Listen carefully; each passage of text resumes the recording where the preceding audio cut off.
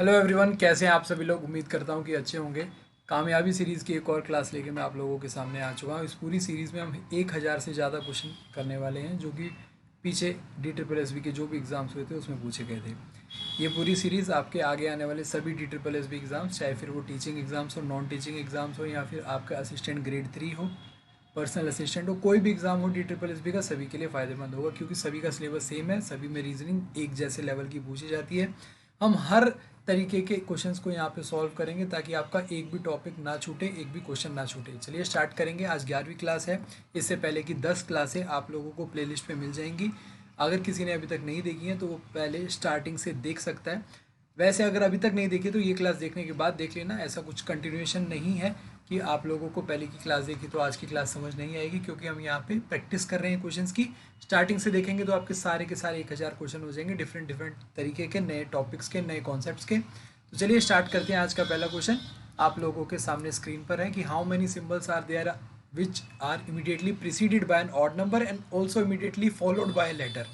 देखो यहाँ पे आप लोगों को करना क्या होता है कि एक सिंबल को ढूंढना है जो कि प्रीसीडेड बाय ऑड नंबर है और फॉलोड बाय अ लेटर है। तो ये हमने एक अपना कॉम्बिनेशन बना लिया कि हमें एक सिंबल ढूंढना है, ऑड नंबर उससे पहले होना चाहिए और लेटर उसके बाद होना चाहिए। आप लोगों को जनरली कभी भी इस तरीके के क्वेश्चन आए, सीरीज वाले क्वेश्चन, तो आप लोगों को इस तरीके से अपना एक कॉम्बिनेशन बना लेना है, उसके बाद उसको सर्च करने लगना है। आप सर्च करेंगे तो ऑड नंबर को सर्च नहीं करेंगे, सबसे पहले हम सिंबल को ढूंढेंगे, क्योंकि सिंबल आप लोग देखोगे ना सीरीज में अलग से पॉइंट आउट होते होते हैं, अलग से चमक रहे होते हैं सिंबल। तो सिंबल को देखना बहुत आसान होता है। सिंबल देखोगे उसके आगे पीछे ऑड नंबर और लेटर होना चाहिए, वो देखोगे तो कॉम्बिनेशन बन जाएगा। सबसे पहले देखा सिंबल एट द रेट से पहले ऑड नंबर नहीं है, फिर परसेंटेज, परसेंटेज से पहले 3, फिर एफ। ये हमारा एक कॉम्बिनेशन बन गया ऑड नंबर सिंबल लेटर का। इस तरीके से बाकी के देखेंगे। इक्वल्स टू के पहले इवन नंबर है, प्लस से पहले बी है, परसेंटेज से पहले 7 है और एल है। ये भी हमारा कॉम्बिनेशन बन गया है। एट द रेट 7 9 ये नहीं बनेगा। एंड 9 वी ये हमारा कॉम्बिनेशन बन जाएगा। एंड 4 Z ये नहीं बनेगा। एट द रेट Z2 नहीं बनेगा। #23 ये भी नहीं बनेगा। एंड 3S ये हमारा कॉम्बिनेशन बन जाएगा। एंड 5T एक ये हमारा कॉम्बिनेशन बन जाएगा। और उसके बाद कोई कॉम्बिनेशन बनेगा। #6 नहीं, परसेंटेज 8 नहीं, एंड नहीं, #9H ये हमारा कॉम्बिनेशन बन जाएगा। तो और कोई कॉम्बिनेशन नहीं बन रहा, तो हमारे पास टोटल कितने हो गए? 1 2 3 4 5 और 6। 6 ऐसे सेट हैं जिसमें सिंबल से पहले, ठीक पहले ऑपरेशन ऑड नंबर है और ठीक बाद में लेटर है। तो 6 हमारा सही आंसर हो जाएगा, यानी कि ऑप्शन नंबर बी। अगला क्वेश्चन हमारा बॉक्स पजल का है। तो पजल्स आप लोगों को ना बहुत ज़्यादा इजी आती हैं DSSB में। कभी भी आप लोगों को देख के स्किप नहीं करना। पजल हो चाहे सीटिंग अरेंजमेंट हो, कभी भी आप लोगों को स्किप नहीं करना है। तो यहाँ पे आप लोग देखोगे तो बॉक्स पजल है, यानी कि ऊपर से लेकर नीचे तक 7 6 5 4 3 2 1, इस तरीके से आपकी अरेंजमेंट होगी। बोला क्या गया है, आगे पढ़ते हैं। Box 4 is kept just above 7, यानी कि जो 4 है जस्ट अबाउ 7 है। 5 इज केप्ट जस्ट बिलो 2, 2 के जस्ट नीचे 5 है। 3 इज केप्ट जस्ट बिलो 1, 1 के जस्ट नीचे 3 है। तो इस तरीके से हमारी कॉम्बिनेशन दे रखी है। Box 6 is kept third position from the bottom, नीचे से तीसरे पोजीशन पे, यानी कि यहाँ पे बॉक्स 6 रखा गया है। Only box 2 is kept between box 5 and box 6, 5 और 6 के बीच में 2 रखा गया है। अब कौन ऊपर है कौन नीचे हमें नहीं पता है। अब यहाँ पे पर ध्यान से देखोगे कि 2 से नीचे 5 होना चाहिए।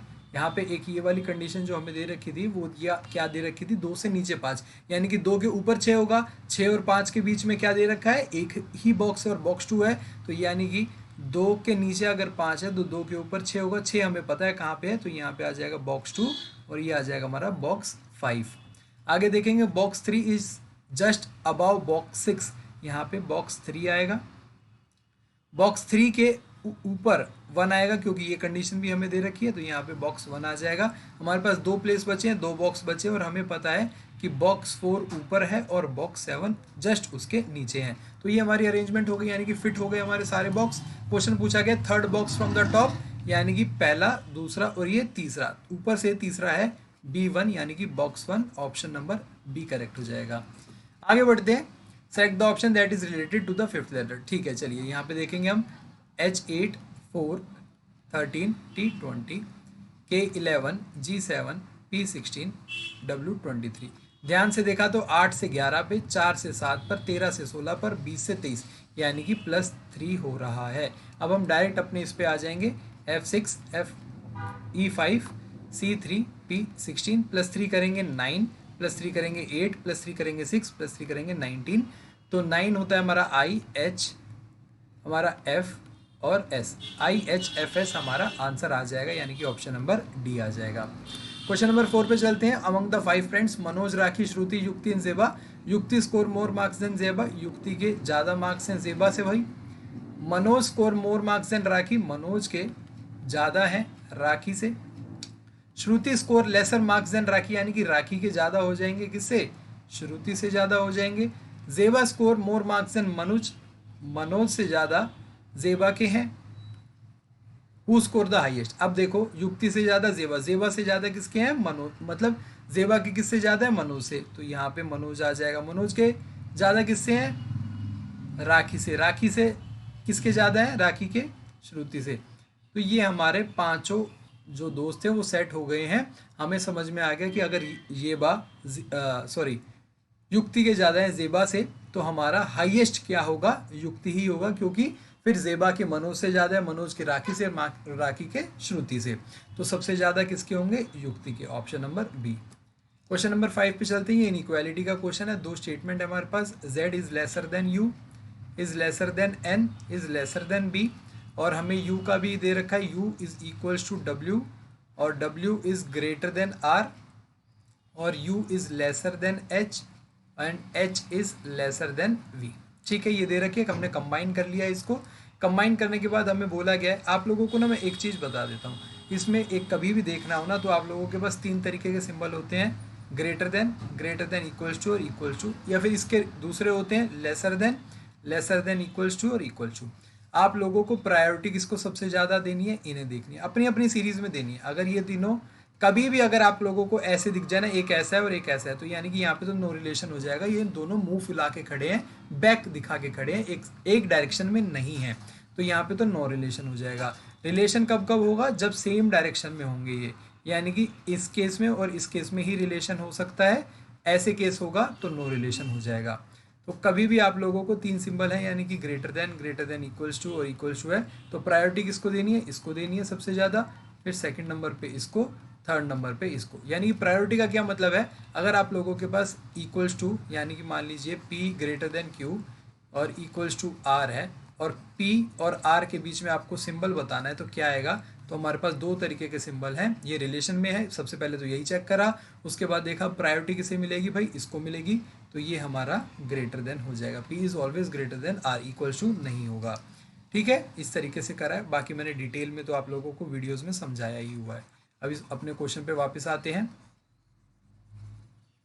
क्वेश्चन में जो हमें बोला गया है कि नॉट करेक्ट क्या है हमारी, उसको फाइंड करेंगे। अब हम देखिए, B is greater then W, B से चले सेम डायरेक्शन में चल रहे हैं W, तो हमें प्रायोरिटी किसको मिली हुई है? इक्वल्स टू और ग्रेटर देन के साइन में, हमें ग्रेटर देन के साइन में, तो B हमारा ग्रेटर देन W है। ये बात बिल्कुल सही है, ये बात तो सही है।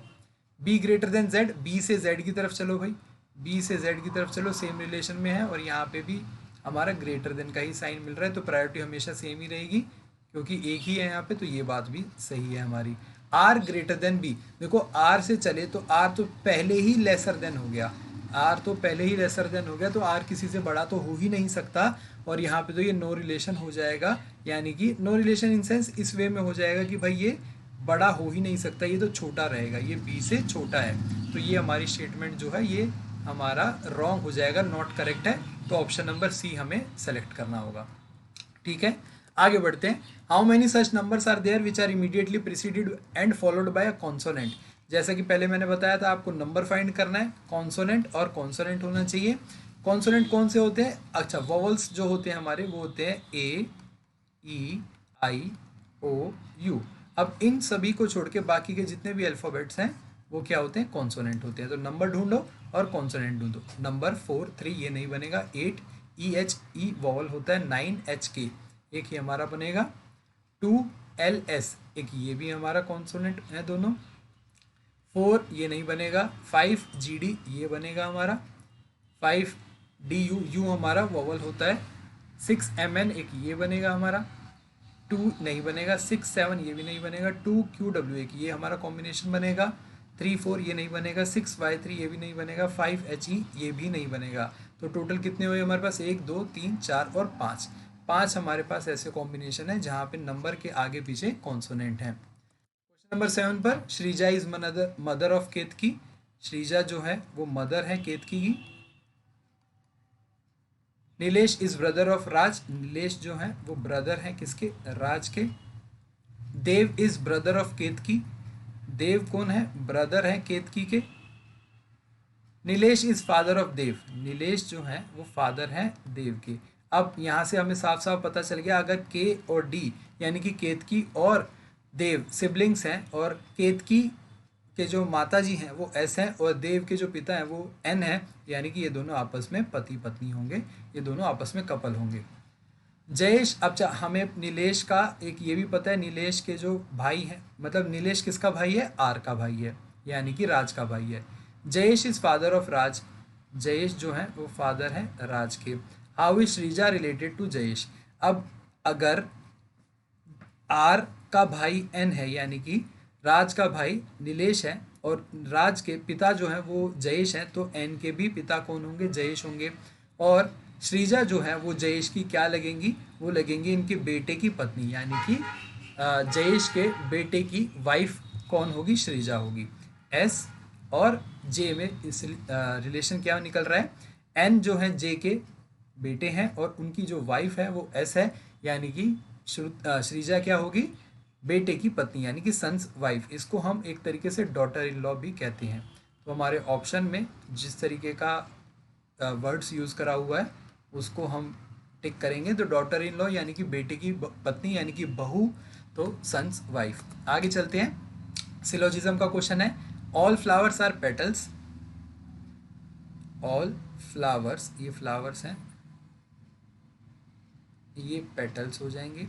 ऑल वेजिटेबल्स आर पेटल्स, तो हमें वेजिटेबल्स भी बनानी है, तो वेजिटेबल्स भी हम यहीं पे बना देंगे सारी की सारी अंदर। ऑल पेटल्स आर फ्रूट्स, ठीक है, तो ये सारे के सारे पेटल क्या हैं, ये हमारे फ्रूट हैं। तो फ्रूट हम पूरा लिख देंगे, क्योंकि पहले हमने फ्लावर्स को एफ के उससे डिनोट कर दिया था। चलिए, ये हमारा वेन डायग्राम बन गया है। वेन डायग्राम में अब हम कंक्लूजन देखेंगे। नो फ्लावर इज़ वेजिटेबल, कोई भी फ्लावर वेजिटेबल है भाई। क्या इन दोनों के बीच में हमें क्रॉस दिख रहा है, नहीं दिख रहा है, तो हम ये नहीं कह सकते कि कोई भी फ्लावर वेजिटेबल नहीं है। तो पहली स्टेटमेंट हमारी क्या हो गई है, रॉन्ग हो गई है, पहली स्टेटमेंट रॉन्ग हो गई है।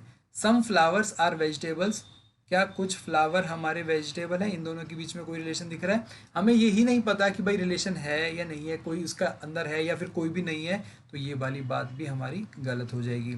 नो फ्रूट इज़ वेजिटेबल, कोई भी फ्रूट वेजिटेबल नहीं है। ये भाई इतना बड़ा हिस्सा जो दिख रहा है, ये सारा का सारा फ्रूट का ही तो पार्ट है, और ये फ्रूट का पार्ट क्या है, वेजिटेबल ही तो है, तो इसलिए ये बात भी रॉन्ग हो गई। तो अब हमारी तीनों ही बातें रॉन्ग हो गई। ऑप्शन में हमारे पास ऑल इनकरेक्ट, यानी कोई भी फॉलो नहीं कर रहा है, ऐसा ऑप्शन नहीं है। पर आप लोगों को एक चीज़ ध्यान रखनी है कि क्या, अगर आपके पास कंडीशन है कि both conclusion not true, both conclusion false, ठीक है, और दूसरी कंडीशन है सम नॉट, ये दो कंडीशन अगर आपके पास फॉलो हो रही हैं तो आपको आइदर और का केस लगेगा। यहाँ पे आइदर और का केस बनेगा। जैसे कि पहली दो कंडीशंस को देखो, पहली दो कंक्लूजन्स को देखो कि no flower is vegetable, some flowers are vegetable, दोनों ही रॉन्ग हो गई, तो बोथ कंक्लूजन हमारी फॉल्स हो गई, दोनों रॉन्ग हो गई। अब यहाँ पे देखो सम नॉट, इसमें सम आ गया है और इसमें हमारा नो आ गया। नो हो नॉट हो तो दोनों ही बात सही है, एक ही बराबर है। सम नॉट हमारा दोनों आ गए हैं, तो यहाँ पे आइदर और बनेगा, यानी कि क्या तो कंक्लूजन 1 या फिर कंक्लूजन 2 हमारी फॉलो करेगी। ये आइदर और वाला केस होता है, इंटरेस्टिंग केस होता है, कभी कभार देखने को पूछा जाता है, बच्चों को काफ़ी सारा कन्फ्यूजन होता है इसमें, सारी कन्फ्यूजन आपकी दूर हो गई होगी। सम नॉट होना चाहिए, यानी कि एक स्टेटमेंट में सम है, दूसरी में नो है, तो हमारा सम नॉट वाली कंडीशन भी फुलफिल हो गई और दोनों कंक्लूजन रॉन्ग भी हो गए, तो ऑप्शन नंबर ए करेक्ट हो जाएगा। Question number 9, Vanita is standing facing north direction, ये नॉर्थ डायरेक्शन देख के करिए। She turns 135 degree anti clockwise, यहाँ से ये हमारा एंटी क्लॉकवाइज होता है, 135 डिग्री मुड़ी है ये। After that she turns 45 degree clockwise, clockwise ये डायरेक्शन होता है तो ये 45 डिग्री मुड़ी है। फाइनली शी टर्न्स, यहाँ पे 135 आएगा, finally she turns 135 degree anti clockwise, वो फिर से 135 डिग्री एंटी क्लॉकवाइज मुड़ी है। अब आपसे पूछा गया कि in which direction she is facing now. इस तरीके के क्वेश्चंस को सॉल्व करने का ना आप लोगों को एक तरीका होता है कि भाई पहले तो ना जोड़ लो, डिफरेंस निकाल लो, difference clockwise and anti clockwise, ठीक है, इन दोनों का डिफरेंस देख लो।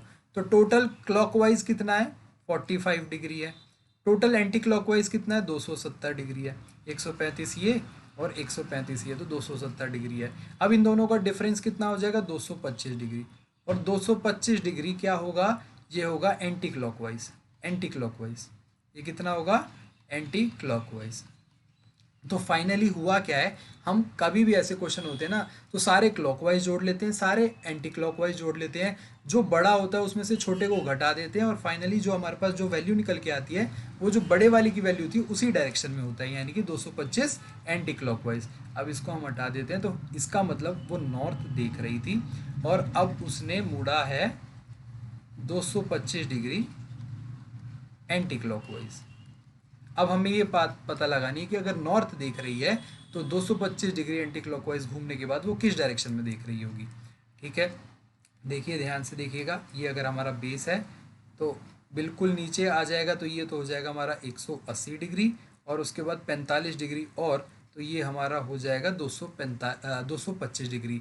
यानी कि अगर ये नॉर्थ है, ये साउथ है, ये हमारा ईस्ट है, ये वेस्ट है, तो ये वाली डायरेक्शन कौन सी होगी, ये होगी साउथ ईस्ट डायरेक्शन।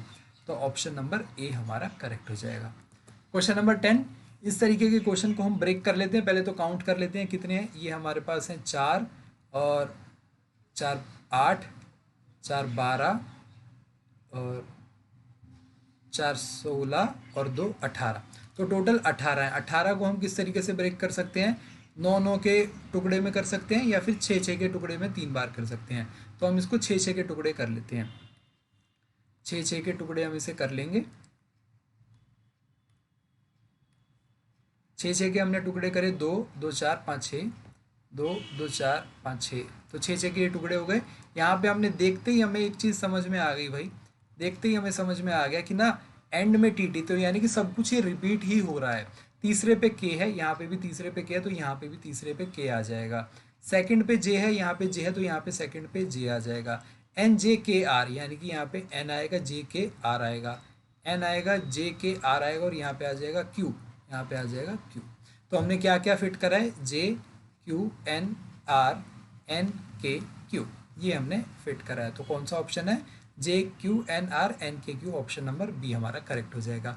हमेशा इस तरीके की सीरीज वाले क्वेश्चन होते हैं, उन्हें ब्रेक कर लेते हैं, ब्रेक करने के बाद ना हमें रिपीटिशन दिखने लग जाती है। क्वेश्चन नंबर 11, 6 बॉयज ये है sitting in a straight line facing north, P is second to the left of M, P जो है second to the left of M पे है, सेकंड, ए बीच में 1 का गैप है। N is third to the right of M, third to the right है, यानी कि 2 का गैप है एन और एम में। K is to the immediate left of O, K जो है वो इमीडिएट लेफ्ट में है ओ के। L is immediate right of P, L जो है वो पी के इमीडिएट राइट में है, यानी कि यहाँ पे है, ये बात यहाँ पे फिट हो गई है। अब हमारे पास 2 प्लेस बचे हैं, 2 ही लोग बचे हैं, तो यहाँ पे हमारा क्या आएगा, ओ आएगा, और ये हमारा के आएगा। सारे के सारे फिट हो गए सेटिंग अरेंजमेंट में। पूछा गया है second to the left of K में कौन है, ये फर्स्ट लेफ्ट, ये सेकंड लेफ्ट, यानी कि हमारा L second to the left में होगा, ऑप्शन नंबर सी करेक्ट हो जाएगा। Question number 12, select the letter cluster. अब यहाँ से फटाफट देख लेते हैं, पहले तो नंबर ही देख लेते हैं, 5 12 27 58। हमें देखा कि डबल करा, 5 का डबल करा 10, 10 में 2 जोड़े 12, 12 का डबल करा 27, 27 में 3 जोड़े 12 का डबल करा 24, 24 में 3 जोड़े 27, 27 का डबल करा 54, 54 में 4 जोड़े तो 58। तो इसका मतलब हम क्या करेंगे, 58 का डबल करेंगे 116 और उसमें जोड़ेंगे 5, यानी कि 121 यहाँ पे हमारा नंबर आने वाला है। ऑप्शन ए और ऑप्शन बी तो हमारा रिजेक्ट कर देंगे। अब यहाँ पे देखो कॉमन क्या है, एक्स टी जे और एक्स टी के, तो अगर हम जे या के इन दोनों में से देख लें कि क्या आएगा तो हमें पता चल जाएगा ऑप्शन क्या है, तो पूरा फाइंड करने की जरूरत नहीं है। आर यू वाई और डी का जो सीरीज बन रहा है वो पता लगा लेंगे तो आंसर आ जाएगा। आर यानी कि हमारा 18, यू यानी कि हमारा 21, वाई यानी कि हमारा 25, डी यानी कि हमारा 4।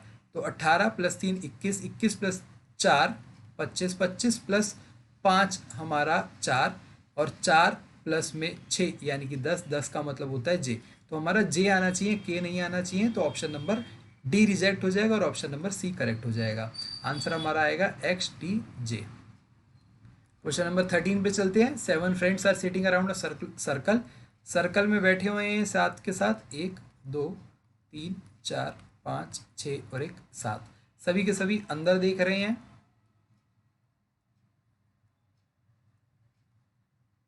ये वाली साइड हमारी हो जाती है राइट और ये वाली साइड हो जाती है हमारी लेफ्ट जब ये अंदर देख रहे होते हैं।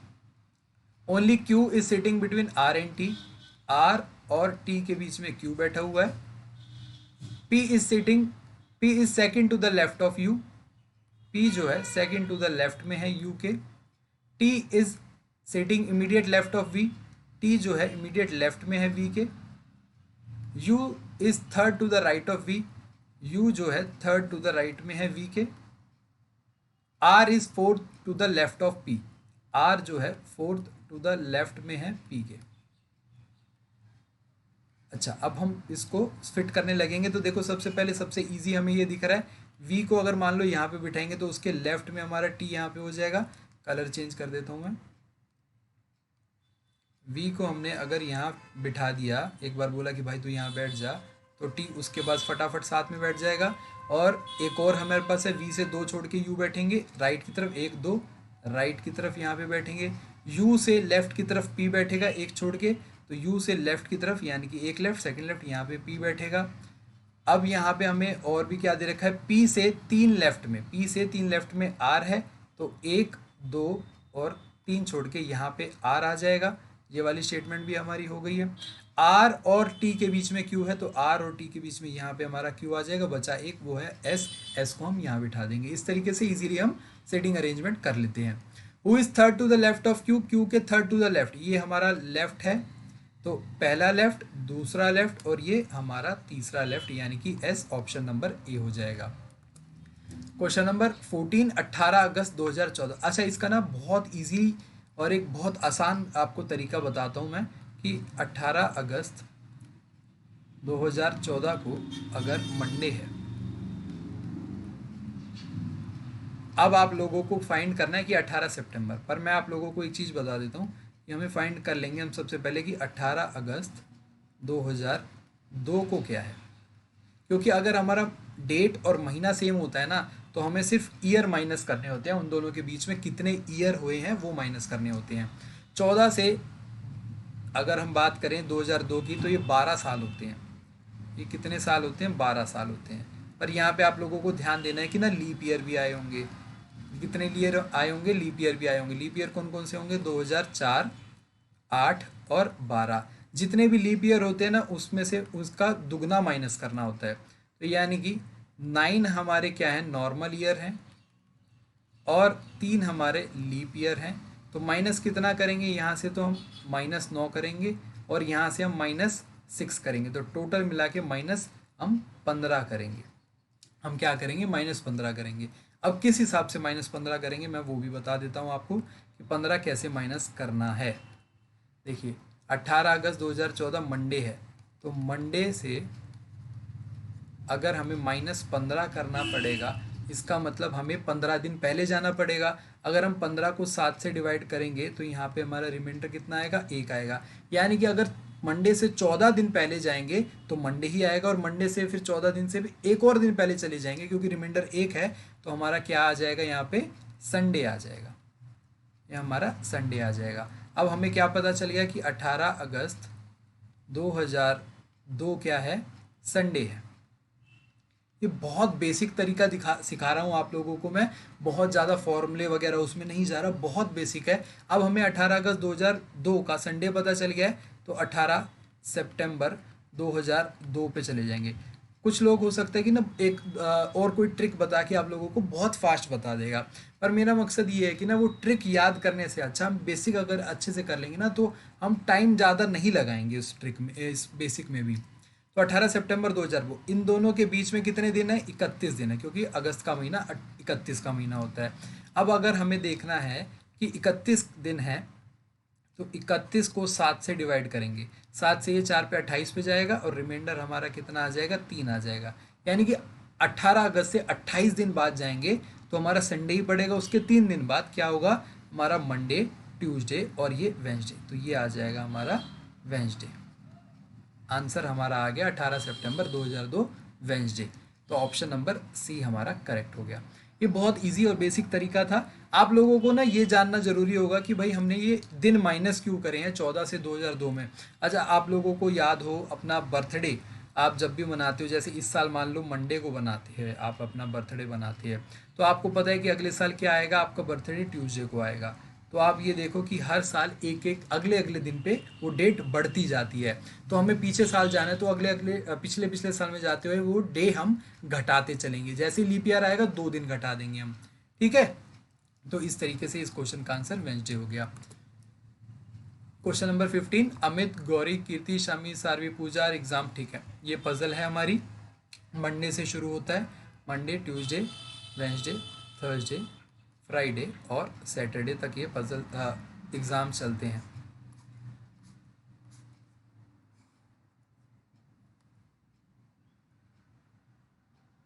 बोला गया है कि संडे को कोई भी एग्ज़ाम नहीं है। Puja has exam just before Gauri, Puja का जो एग्ज़ाम है गौरी से जस्ट पहले वाले दिन पे है। Only Amit has exam after Kriti, यानी कि कृति का एग्ज़ाम जिस दिन होगा ना उसके बाद सिर्फ एक ही एग्ज़ाम हो सकता है और वो होगा अमित का। तो इसका मतलब कृति का एग्ज़ाम सेकंड लास्ट डे होगा, सेकंड लास्ट डे यानी कि फ्राइडे। तो यहाँ पे हमारा कृति का एग्ज़ाम आ जाएगा और ये आ जाएगा अमित का, क्योंकि इसके अलावा और कोई भी नहीं हो सकता, क्योंकि बोला है ओनली अमित का।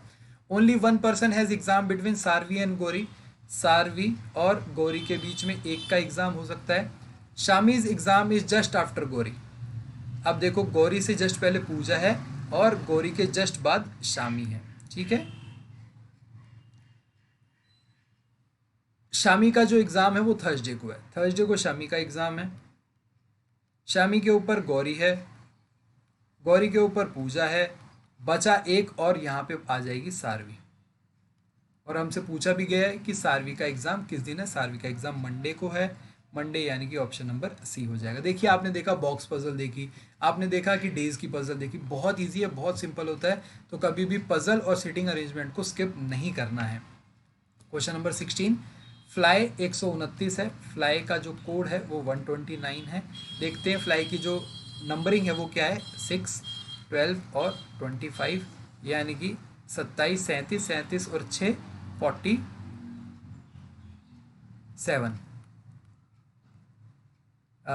25 और 2 37, 27, 27 और 10 37, 37 और 6 43, 47 नहीं 43, 43। अब 43 से 129 तक जाना है तो हम मल्टीप्लाइड बाय 3 करेंगे। गेट की देखते हैं, GATE, गेट का होता है हमारा 7 1 25, तो हो जाएगा 25, 25 एक 26, 26 और 7 33, इंटू में क्या करना पड़ेगा हमें 132 तक पहुंचने के लिए इंटू में करना पड़ेगा 4, ठीक है। अब यहाँ पे देखिए फ्लाई में कितने अल्फ़ाबेट थे, 3, तो इसलिए हमने मल्टीप्लाई करा 3 से। गेट में कितने अल्फ़ाबेट थे, 4, तो इसलिए हमने मल्टीप्लाई करा 4 से। अब हमें साफ साफ समझ में आ गया कि भाई सम करके मल्टीप्लाई कर दो कि जितने अल्फ़ाबेट हैं। तो प्लेस यानी कि P16 12 1 3 5, 5 और 3 8, 8 और 12 20, 20 और 10 30 36 और एक 37, 37 ये हमारे हो गए। कितने अल्फ़ाबेट है, 5 है, तो 5 से मल्टीप्लाई कर देंगे 185। आप लोगों का आंसर आ जाएगा option number A. Question number 17, 3 of the following 4 letter clusters है। अच्छा, इसमें से आपको फाइंड करना है, ऑड वन आउट फाइंड करना है। ये क्वेश्चन आप लोगों को मैं होमवर्क दे देता हूँ, ये क्वेश्चन आप लोगों के लिए होमवर्क है। होमवर्क करके आइए और वीडियो के एंड में इसका आंसर ज़रूर बताइए कौन सा ऑड वन आउट है। आंसर सही जो होगा उसको मैं हार्ट ज़रूर दूंगा। क्वेश्चन नंबर 18, यहाँ पे आप लोगों को बहुत बार बताया हुआ है कि भाई पहले ये स्टेटमेंट नहीं देखनी है, आप लोगों को डायरेक्ट इस क्वेश्चन पे बढ़ो और इस क्वेश्चन को देखते देखते आगे सॉल्व करते रहो। S प्लस में K, तो यानी कि प्लस का मतलब है, अब देखो एक बार पढ़ोगे फिर यहाँ पे आओगे फिर दोबारा पढ़ोगे तो आपका टाइम ज़्यादा लगेगा, इसलिए सिर्फ एक ही बार पढ़ना है आप लोगों को। A प्लस का मतलब है ए ब्रदर है, यानी कि S जो है वो ब्रदर है किसका, K का। के हैश आर, हैश का मतलब है ए इज हस्बैंड ऑफ बी, के जो है हस्बैंड है आर का। आर परसेंटेज टी, परसेंटेज का मतलब है सिस्टर, आर जो है वो सिस्टर है किसकी, टी की। T at the rate Y, at the rate का मतलब सन, टी जो है किसका, सन है वाई का। वाई हैश यू, हैश का मतलब है हस्बैंड, वाई जो है हस्बैंड है किसका, यू का। ठीक है, ये आपकी ब्लड रिलेशन बन गई है। ब्लड रिलेशन में आप लोगों को ये देखना है कि अब क्वेश्चन क्या पूछा गया, के इज रिलेटेड टू यू, के का जो संबंध है यू से कैसे है। देखो आर की वाइफ है के, आर की वाइफ है के, ओ सॉरी, आर का हस्बैंड है के, आर का जो हस्बैंड है वो के है। आर किसकी डॉटर है, वाई की, वाई की वाइफ है यू, यानी कि आर की जो माता जी हैं वो है यू, आर की जो माता जी हैं वो है यू। तो यू और के के बीच में हमें रिलेशन पूछा गया है, तो के क्या है, बेटी के पति यानी कि daughter's husband, daughter's husband. U की बेटी कौन है, आर, और आर के हस्बैंड कौन है, के। तो के और यू के बीच में रिलेशन क्या है कि के है वो है यू की बेटी के पति यानी कि डॉटर्स हस्बैंड, यानी कि option number A. Question number 19, study the following Venn diagram. Librarian जो कि पार्ट टाइम वर्कर भी हैं, यहाँ पे देखो लाइब्रेरियन और पार्ट टाइम वर्कर इनके बीच में क्या है, ये 10 है और कुछ भी नहीं है। अगर 15 पे जाएंगे तो 15 तो हमारा राइटर भी हो जाएगा, 30 तो सिर्फ 30 जो है वो पार्ट टाइम वर्कर ही नहीं है, 32 है वो सिर्फ लाइब्रेरियन है, तो ये 10। देखते ही आंसर आ गया option number C. Question number 20, ramp यानी कि RAMP, रैम्प का कोड है SPDU। आर यानी कि 18, 1, 13, 16, S 19, 16, 4 और 21। देखो ध्यान से देखा तो 16 प्लस में 3 19, 13 प्लस में 3 16, 1 प्लस में 3 4, 18 प्लस में 3 21। तो यहाँ पे पता चल गया डायगोनल चल रहा है और +3 हो रहा है। अब हम सेकंड को चेक भी नहीं करेंगे, डायरेक्ट आंसर निकाल देंगे। अब हम देखेंगे CANOPY, 3 है हमारा, 1 है, 14 है, 15 है, 16 है और 25 है। तो 3 में हमने 3 जोड़ा 6, 6 यानी कि F। तो जो लास्ट में F नहीं है उन्हें तो हम रिजेक्ट कर देते हैं ऑलरेडी। अब हम देखो कि भाई R और D अगर में से इनमें से कोई एक चेक कर लेंगे तो हमारा आंसर पता चल जाएगा। एक में हम 3 जोड़ेंगे, ये आ जाएगा 4, तो ये आ जाएगा D। तो लास्ट में DF होना चाहिए, RF नहीं होना चाहिए। A भी हमारा रिजेक्ट हुआ, तो हमने ऑप्शन एलिमिनेशन से पूरा सॉल्व करे बिना ही आंसर निकाल लिया। तो ये आपका स्मार्ट अप्रोच है, आप लोगों को ऑप्शन एलिमिनेट करना है और फटाफट आंसर निकालना है। तो ये थे आज के दिन के 20 क्वेश्चन। उम्मीद करता हूँ कि आप लोगों को समझ में आए होंगे, अच्छे लगे होंगे और एक एक क्वेश्चन को आप लोगों को बारीकी से समझा हुआ। आज अच्छे क्वेश्चन थे, जैसा कि सीरीज़ वाले क्वेश्चन थे भाई, हमारा सिंबल वाला आगे पीछे देखने वाला वो क्वेश्चन अच्छा था। दूसरा हमारी पजल अच्छी थी, हमारे सीटिंग अरेंजमेंट भी था, सिलॉजिज्म वाला क्वेश्चन भी अच्छा था। उसके बाद हमारा एक क्वेश्चन था जो हमारा एंटी क्लॉकवाइज वाला था, वो भी अच्छा था। कैलेंडर वाला क्वेश्चन भी था। तो बेसिकली हमने हर तरीके के क्वेश्चन आज की क्लास में देख लिए, जो कि बेसिकली DSSB एक्साइटमेंट यानी कि बढ़ाने के लिए, जो आपका टफनेस लेवल बढ़ाने के लिए कभी कभार ऐड कर देता है। तो वो सारे क्वेश्चन हमने देख लिए हैं। आपको अच्छा लगा सेशन तो आगे भी जुड़े रहिए। मेरी पूरी कोशिश रहेगी कि आगे के जो 800 क्वेश्चन जो बचे हुए हैं हमारे 1000 क्वेश्चंस में, वो लगातार आप लोगों को वीडियो ला के पूरे फटाफट करवा दूँ अगले 40 से 45 दिनों के अंदर अंदर। रोज़ वीडियो लाऊंगा तो अगले 40 दिनों के अंदर अंदर 1000 क्वेश्चन पूरे हो जाएंगे। आप लोगों की भी रेगुलरिटी बनी रहेगी, मेरी भी रेगुलरिटी बनी रहेगी। हम दोनों मिलकर मेहनत करेंगे और आप लोग पूरी प्रैक्टिस कर पाएंगे। चलिए फिर मुलाकात होगी एक नई वीडियो में एक नए टॉपिक के साथ। तब तक के लिए आप लोग मुझे दीजिए इजाज़त। मेरा नाम है कार्तिक और आप लोग देख रहे थे प्लस माइनस का यूट्यूब चैनल।